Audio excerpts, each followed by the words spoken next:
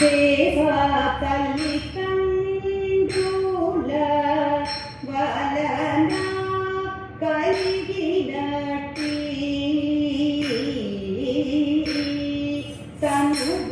తనుగులన్నీయు ఒకటే కాదా. దేవా తల్లి తండ్రుల వలన కలిగినట్టి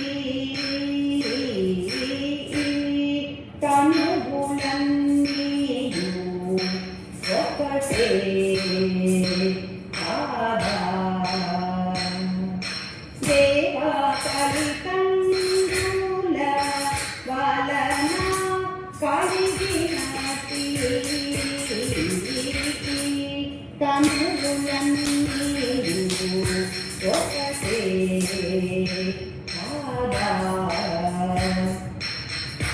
ఇలలో మేధావి కులములు అతిశయ మునుకొలగు నాటుల తెలిపెదవి నుండి ఇలలో మేమది కులములు అతిశయ మునుకొలగు నాటుల తెలిపెదవి నుండి తల్లిదండ్రుల వలన కలిగినట్టి తనుగులన్నీయు ఒకటే కాదా. అయ్యవారు, మేము అధికులము అనే అహమును వీడి నా మనమిని చేకును. ఈ లోకమున తల్లిదండ్రుల వల్ల కలిగిన శరీరములన్నీయు ఒకటియే కదా. ఓ చెలియ వీణావే ఇలగల జనులకు తెలియనిదో కటనేగా ఇప్పుడు. చెలియ వీణావే ఇలగల జనులకు తెలియనిదో కటనేగా ఇప్పుడు. తొలుత వేద కర్మలను చేసి బలము చేతి జూలమై ప్రకృతి నందేదాము. తొలుత వేద కర్మలను చేసి బలము చేతి జూలమై ప్రకృతి నందేదాము.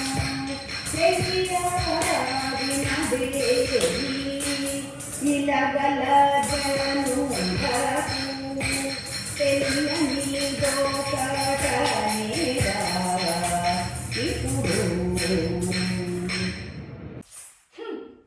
అందరి జనుల వలె మమ్మున్ చెప్పదగదు. వేదములందు ఉద్భవించిన కర్మలను చేయుట వలన మేము ద్విజులమైతిమి కదే తరుణీమణి. ఓ నిర్మలాత్మాయి నిహిత నిఖిలాస కర్మలను చేయ విని. నిర్మలాత్మాయి నిహిత నిఖిలాస కర్మలను చేయ విని. మేను కన్నా నేను పరుడనని మదిలోన తెలియాలని మనుషులకు తమా. మేను కన్నా నేను పరుడనని మదిలోన తెలియాలని మనుషులకు తమా. తల్లిదండ్రుల వలన కలిగినట్టి తనుగులన్నీయు ఒకటే కాదా.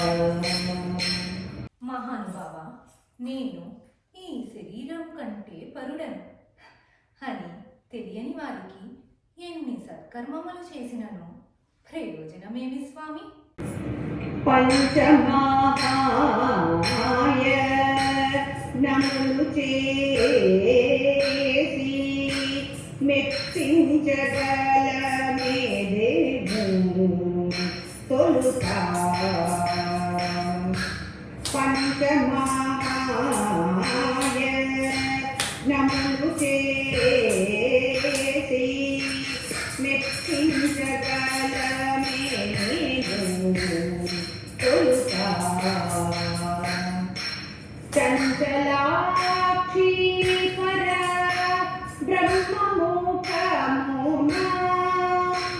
జన్మించి గోధులమై ప్రస్తుతి నందేదము చంచలాక్షి పర బ్రహ్మమున జన్మించి గోధులమై ప్రస్తుతి నందేదము తెలియవరాదినవే ఇలగలగలను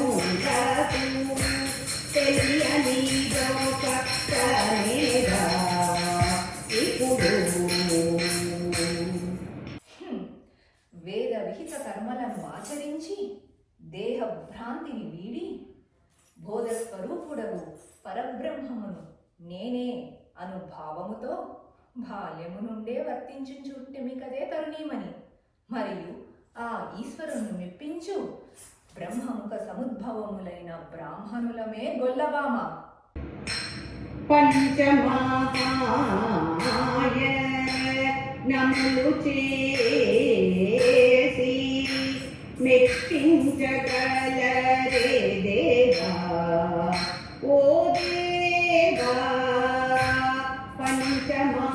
పంచమహాయ నములు చేసి మెప్పించగలరే దేవా ఓ దేవా